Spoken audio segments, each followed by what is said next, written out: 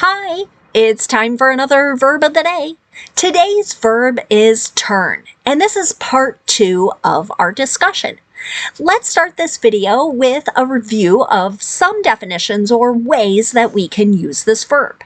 First, I want to note these are not all the definitions, but just 6 new ones in addition to what was previously discussed in part 1. So the first way you might encounter turn is very specific to one noun or subject, and that is leaves. When leaves change color in the fall or autumn, we will use this verb turn to describe that action.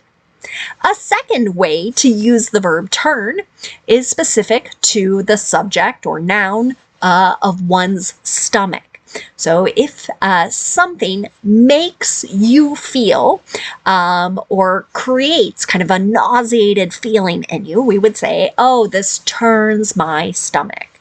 And of course, it doesn't have to be just yours. We could be describing anyone's.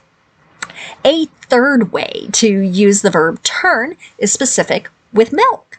So if someone says the milk has turned, we're saying it's become sour. It's in the process of spoiling. A fourth way to use the verb turn could mean to shape something using a lathe. So this is very specific to woodworking and producing furniture or other things maybe made from this, but that process of using this specific tool requires many revolutions or spins around something, and so that's our connection to this verb. A fifth way to use turn could mean to induce or persuade someone to act against their country or their associates. So here we're essentially trying to create a spy. And you might encounter that in history books or other stories of someone turning on one side versus the other. A sixth way to use the verb turn can mean to make a profit. For now, you should know that turn is a regular verb.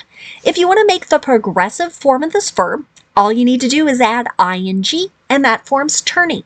The past tense and the participle form of this verb can be made by just adding ed.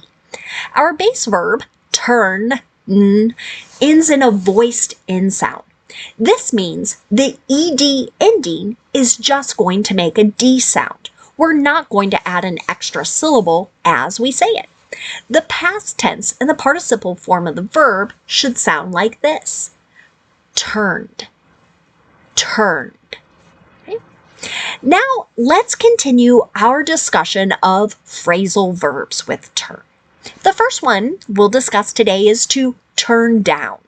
This can mean that we are lowering the intensity of something. Commonly, it's the volume on a device, but it could be pressure or something else. So, an example of how you might hear this used, I might ask you the question, can you turn it down? That it could be referring to a radio, a television, maybe a video on your phone, right? But generally, quite frequently, this is used to talk about lowering volume or the sound that's being produced. This is an example of us using the modal can in a yes or no question. Might be talking about ability here. A second way to use turn down might mean to dismiss, reject, spurn, or refuse either someone or something. An example of this might be, he turned down the job offer yesterday. That's an example of this simple past tense. We're talking about a completed action. A third way to use turn down could mean to fold something over itself. An example of this might be, turn down your collar. Right? Kind of noticing mine's, for whatever reason, kind of bending up. Right? So we're folding it over itself. Another phrasal verb you're likely to encounter is to turn in. This can have a number of different meanings we'll discuss for. The first way to use it can mean to just simply go to bed. An example of how you might hear that used would be, I'm going to turn in early. This is simple future, someone discussing their plans. And I think I forgot to say the turn down your collar is an example of the imperative or a command.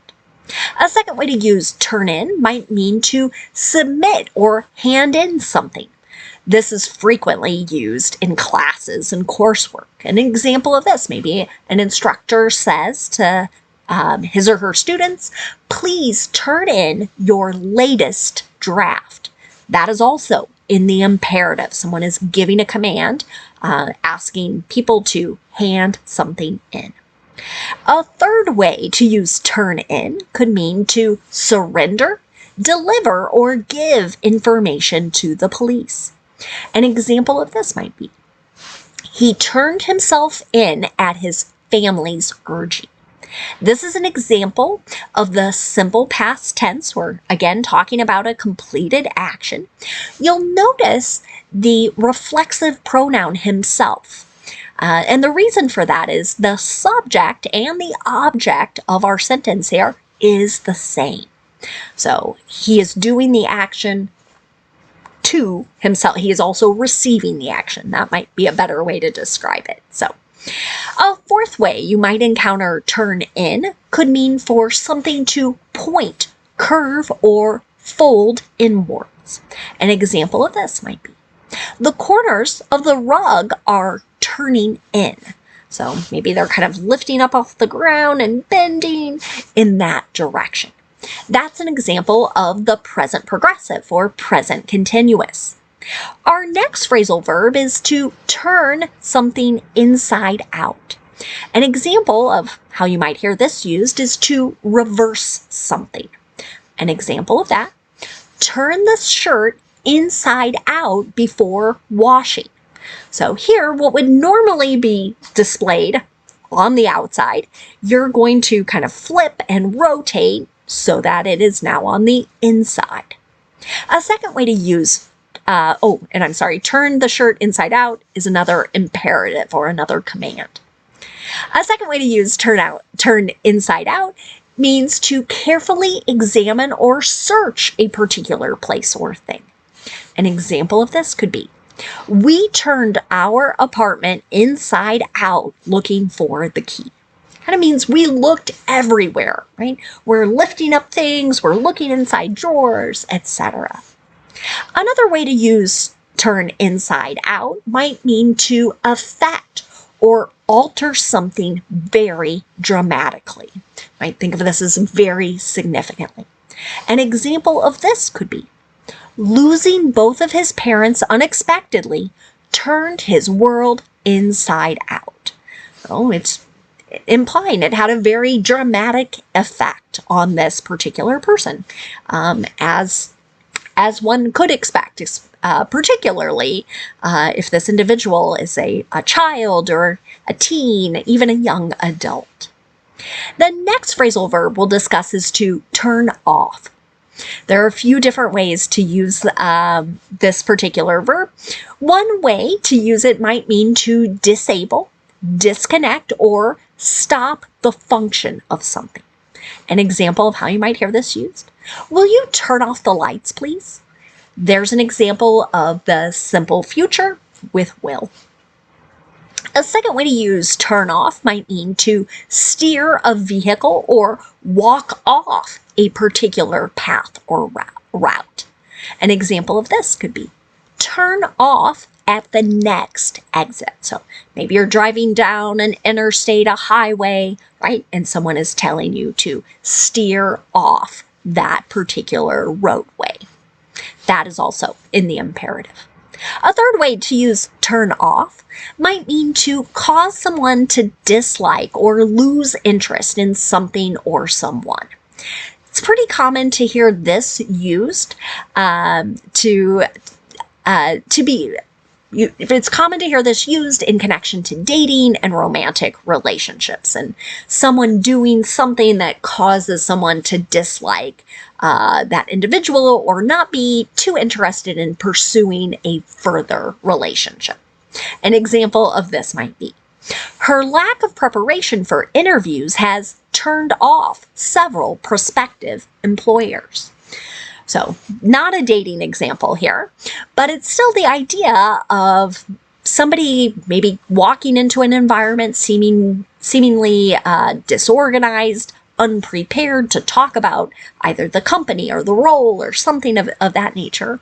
And the interviewers are responding to this particular behavior. They're losing interest in hiring this individual. Now, let's spend a moment talking about some phrases that are related to turn. The first one we'll talk about is the phrase at every turn. This is just another way to say something is continual. An example of this might be, there are holiday happenings at every turn all through the area. So this is implying there's something almost every day, maybe multiple times a day.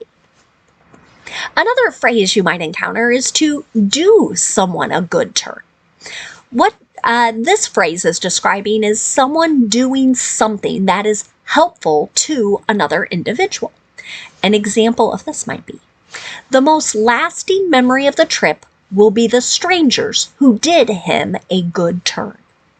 Saw a sentence very similar to this, describing somebody who had been traveling all throughout the United States, doing research on a particular topic, but certain bad things happened throughout the course of it. And during these travels, people the researcher didn't know stepped in to help him. And so that's what he was sharing, even though this work was really significant to his profession, what will stay with him most is how many other people stepped in to help him. Another phrase you may encounter would be to not know which way to turn. And it is most commonly used with that negative form there. And so what we're describing there is someone who is at a loss as to what to do next. An example of this in a sentence might be, the plans left for the substitute were incomplete, and he didn't know which way to turn after reviewing homework activities. So here, this is someone who's very confused. Maybe it's a high school substitute, and they still have 40 minutes of a class period to fill. Okay? Thanks so much for watching part 2 of Turn. I hope you're learning lots of new phrasal verbs and that you'll tune in for part 3 next week. Have a great day!